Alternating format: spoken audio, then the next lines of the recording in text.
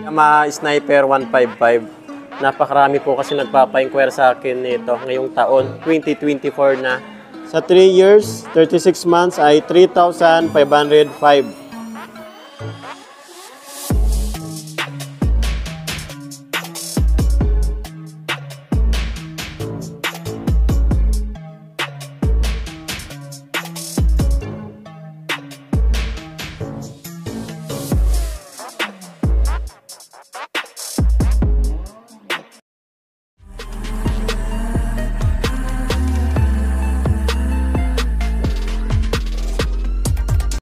So yun po mga idol, what's up? Chris Ride Motovlog nga po pala. For today's, nandito ngayon tayo sa Duwixam Incorporated, Lagaw Branch, General Santos City. So, harapan lang po ito ng Robinsons Mall ng Gensan.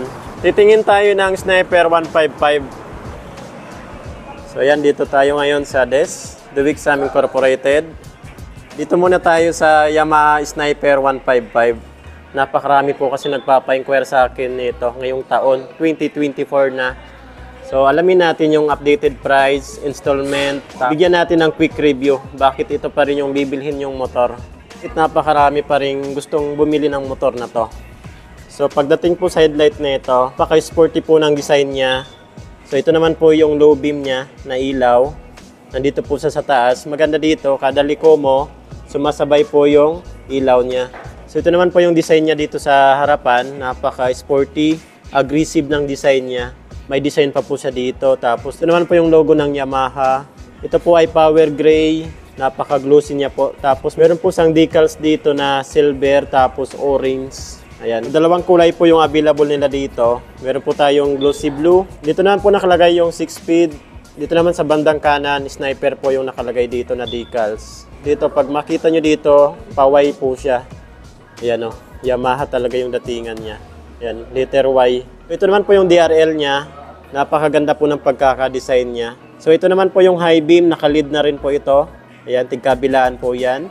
Maganda sa cooling system nito kasi naka-liquid cooled na po ito. So hindi basta-basta mag-overheat yung makina natin. Sa front suspension naman nito, naka-telescopic pa rin po ito. Pero medyo may kaliitan po siya. Pero napaka-smooth po nito. So dito naman po yung horn niya. Ito naman po yung front fender nila. Maangas din yung datingan. Ito naman po yung sa blue. Mas gusto ko yung kulay nito. Bagay na bagay talaga yung design ng ano niya, decals niya dito sa mugs niya. Ayan o. Ganda talaga tingnan. Ang size naman po ng gulong nito, 90 by 80. 17 inches naman po yung laki ng mugs niya. So maganda dito kasi naka-tubeless na. Sa braking system naman po nito, hydraulic disc brake. Naka single pot piston caliper po siya. Ito naman po tayo sa tail light at brake light nila. Pag tinignan natin naka-side, napakatulis niya po. Napaka-sporty ng design niya. So ito naman po yung back fender niya.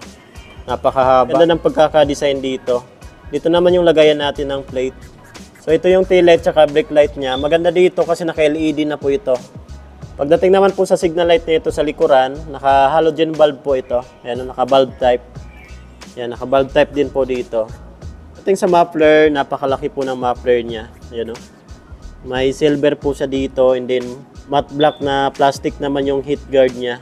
Napakahaba po niyan. So iwas paso tayo dyan. Sa braking system naman po nito sa likuran, hydraulic disc brake, naka single pot piston caliper po siya. So ang brand naman po ng stock tire niya ay Maxxis. Ang size naman po nito 120 by 70. 17 inches naman po yung size ng mugs niya. Ito naman po yung swing arm niya.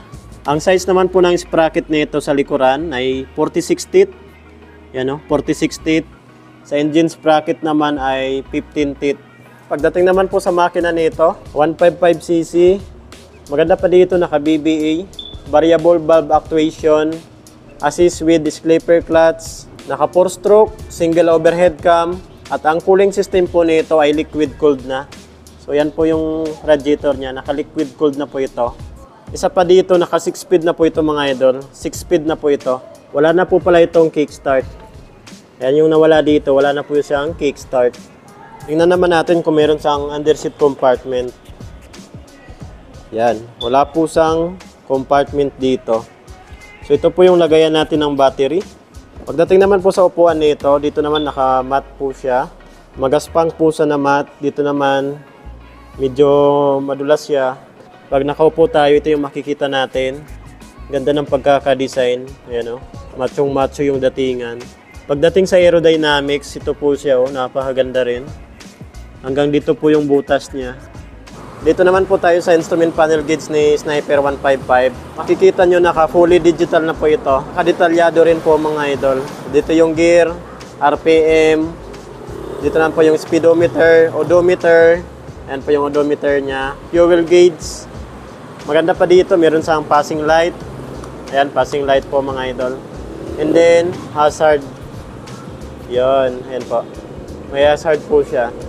Yan po yung isa sa pinakamaganda sa motor na to. And then kill switch.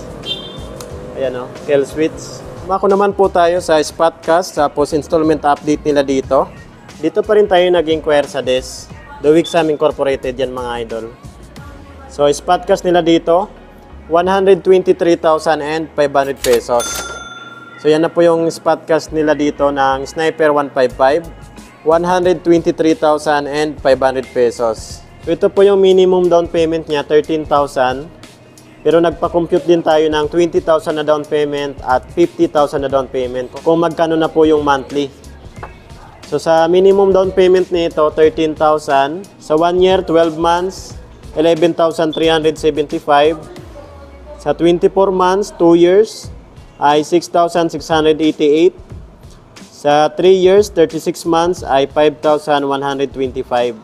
So, rebates pa po yan ng 200 pesos. Nagpa-compute din pala tayo kapag 20,000 yung down payment natin. Down payment, 20,000. Sa 1 year na lang po nito ay 10,680.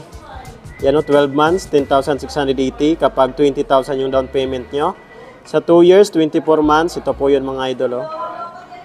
6,284 kapag 20,000 yung down payment nyo. Sa 3 years, 36 months, 4,819. Yan o, 4,819. Rebates pa yan ng 200 pesos. So, mga 4,600 na lang to.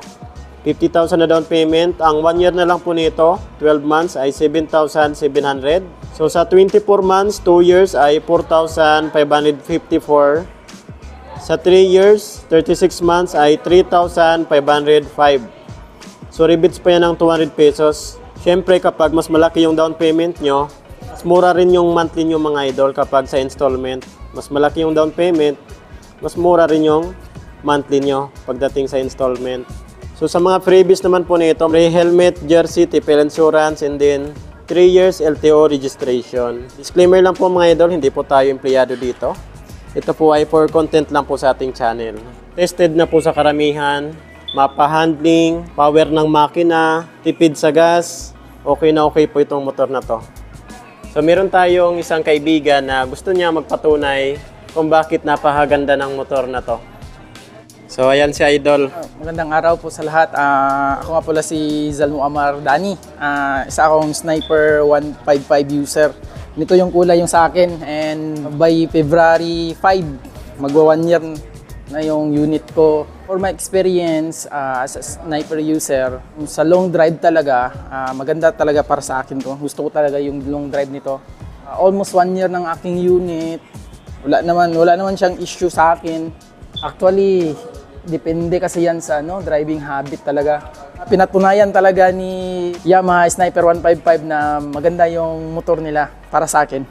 Ang masasabi ko lang sa inyo, maintain yung oil niya. Every 1.5 talaga ako nag-change oil. Every change oil, nagpapalit ako ng filter. Yung coolant niya, minimonitor ko talaga yung coolant. Once na magbaba sa level niya, dinadagdagan ko para yung coolant nasa upper level. Alagaan nyo lang talaga yung motor nyo. Ituring yung parang asawa nyo or anak nyo. Shout out nga pala sa mga taga Duwixam Lagaw and Duwixam Pioneer. Sa lahat ng Duwixam branch sa buong Pilipinas, and Duwixam Yamaha 3S ng Padadas. Nito nga pala yung motor ko. Magwa 1 year na ito in February 5. Total odo nito is 18,481. Tingnan nyo naman yung performance nito. Goods pa masyado. Talagang may recommend ko talaga sa inyo yung Sniper 155. Coming sa long drive, features ng motor, formahan, talagang nakakagwapo ito. Kakagwapo yung motor nito. Bola lang yan. Wala na, finish na. Yan, kung may mga ipapa-inquire pa po kayo sa akin na motor, comment na lang po sa comment section ng ating video. Marami pa po tayo dito ang motor.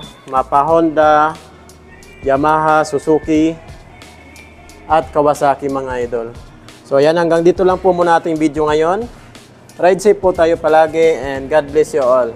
Thank you!